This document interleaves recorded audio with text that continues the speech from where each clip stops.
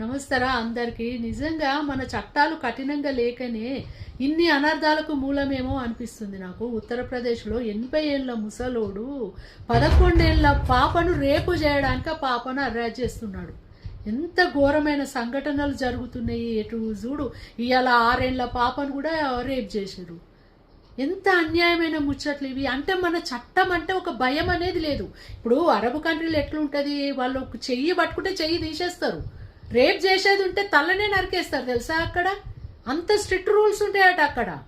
అక్కడ జరుగుతాయా? ఏదో ఒక్కటి రెండు జరుగుతుండొచ్చు, కానీ మన దగ్గర జరుగుతున్నంత ఘోరంగా అయితే ఎక్కడా జరుగుతలేమేమో అనిపిస్తుంది నాకైతే. అంటే మనకు కఠినంగా లేకనే చట్టాలు. ఏముంది, అయితే చేస్తే మీ అరెస్ట్ అవుతాము, తీసుకుపోతారు, జైలు వేస్తారు, మేము బెయిల్ మీద వస్తాం, కథం అయిపోతుంది. ఇప్పుడు జైల్లో ఉన్న మంచి తిండి పెడతారు, నిమ్మలంగా అల్ల కూడా ఉండవచ్చు. గితే కదా మన చట్టం. అందుకే ఈ భయాలు లేవు ఎవ్వరికి.